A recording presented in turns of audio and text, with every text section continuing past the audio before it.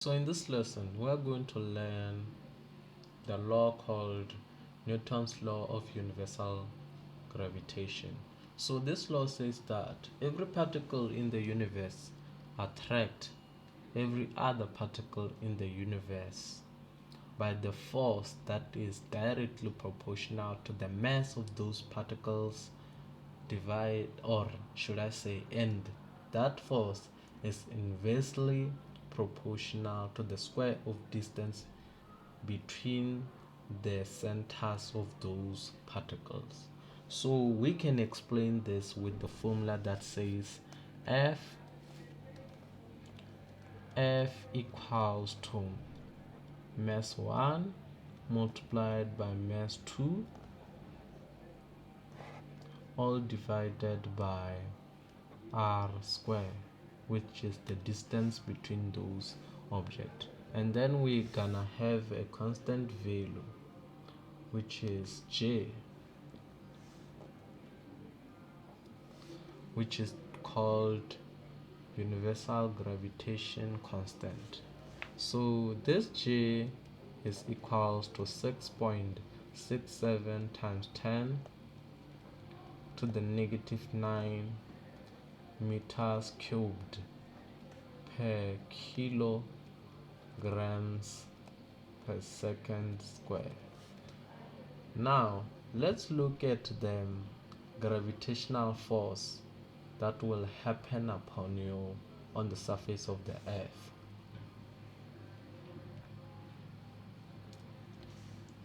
Now we know that the mass of the earth equals to 5.97 times 10 to the 24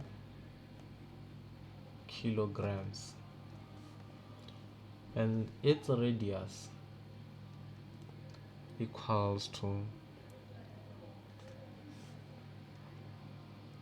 5.9, I meant to say 6.38 times 10 to the 6 meters.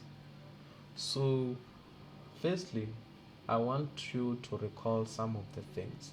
You know that the gravitational force that will happen upon you on the earth, it is equals to the gravitational acceleration multiplied by your mass. So let's check where did we find this gravitational acceleration. So by using this formula, let's say here we are talking about the mass of the earth, and then this is the mass of yours. This part over here is the gravitational acceleration, as you can see. So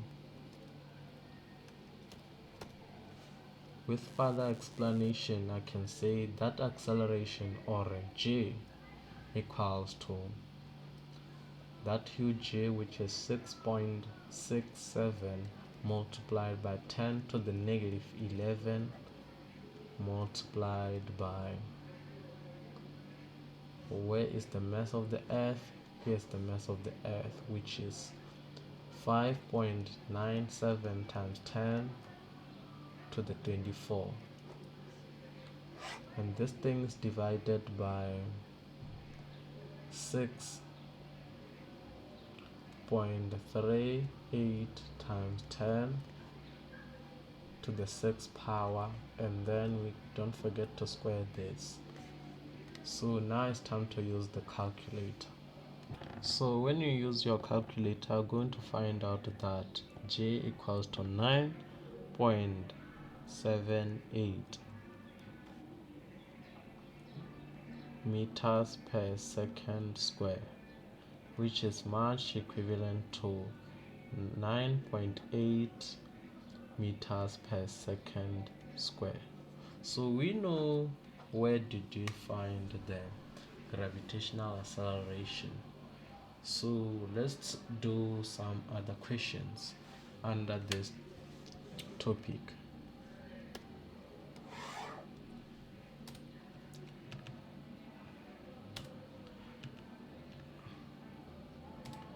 let's say you're at space, and then you find out there are two masses.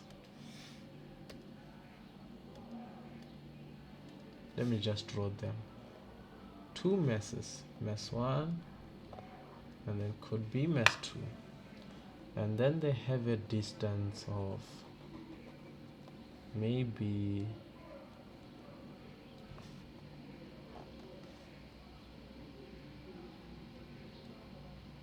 5.5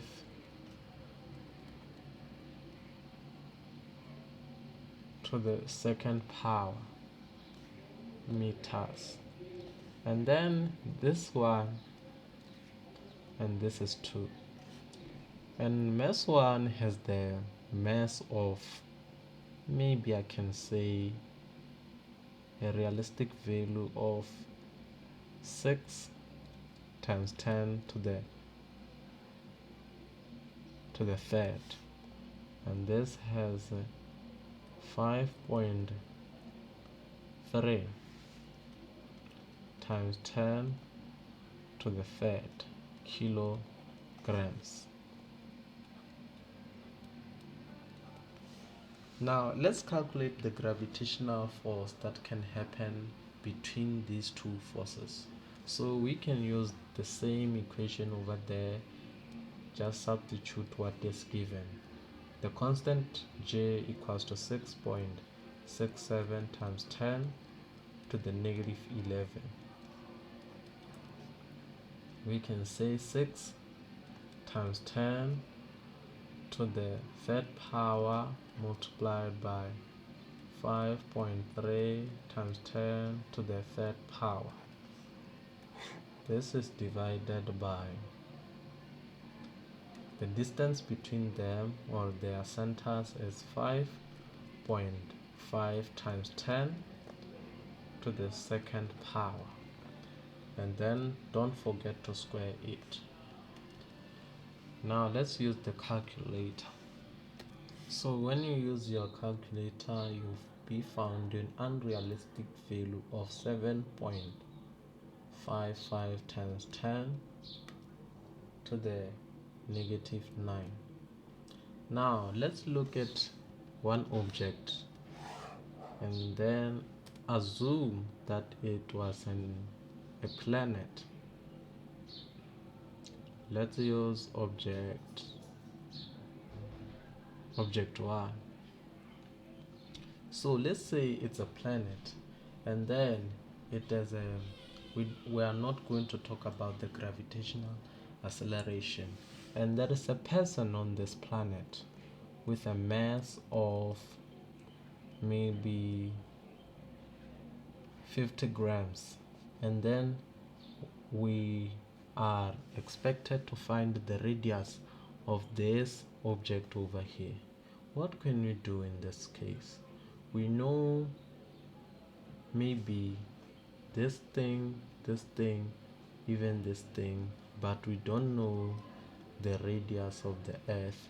And then let's say we also know the force that is exerted upon this 50 kilograms is maybe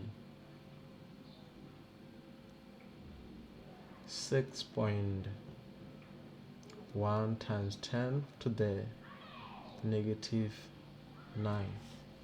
So what is the radius of that object over there, or planet, which you don't know what kind of planet is that? So let's just say 6.1 times 10 to the power of 9, don't forget newtons over here, equals to 6.67 times 10 to the power of negative 11 multiplied by the mass of our object or planet is 6 times 10 to the third multiplied by 50 over there is the mass of that person, and then the distance is what we are looking for. So the best thing to do is to multiply every thing by the radius square, and then this side you're going to have the radius square of that planet multiplied by 6.1 times 10 to the negative 9 equals to, let's just calculate this part over here, or instead to get a exact value, let's just write it as 6.67 times 10 to the power of negative 11 multiplied by 6 times 10 to the power of 3 multiplied by 50. So let's divide both sides by this value. 6.1 times 10 to the power of negative 9, and then divide this side. 6.1 times 10 to the negative 9. We are going to find out the radius square is, in this case the answer would be 3,280.33, maybe I can say meter square. And then to get the exact distance, we are going to square both sides, square root both sides I mean, and then the radius would be equals to 57.27 meters. So that's how you do that question. So now let's say the question says we must find the gravitational acceleration which will happen on this planet over here that we are speaking about. So remember that the radius is this one, and then you remember the formula of calculating the gravitational acceleration on the Earth's surface.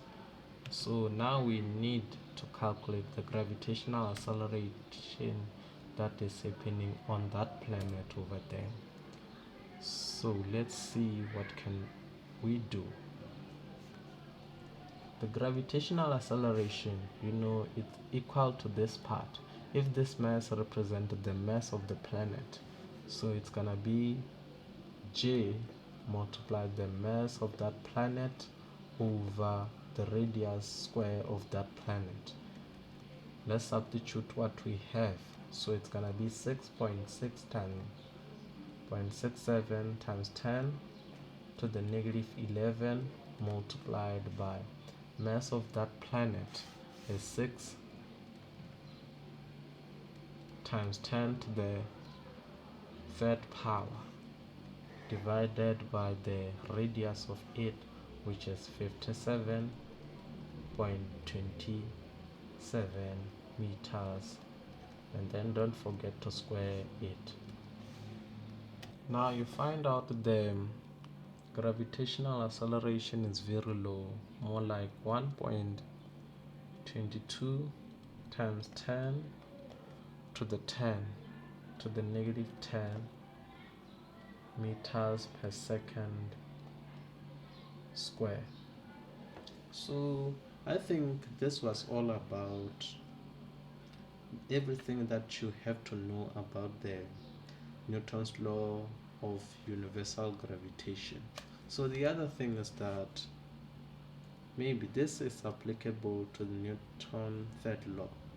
When you are at space where there is no gravity or air or frictional force, and then you have a ball in your hand, when you throw this, you are going to move back. This applies only together with the Newton's third law. So when you throw this, or if you need to move backwards, the thing that you can do is to throw this ball in this direction. So remember, for every action there is an equal and opposite reaction according to Newton's third law. So that is not really important. So thanks for watching this video and consider subscribing to my channel.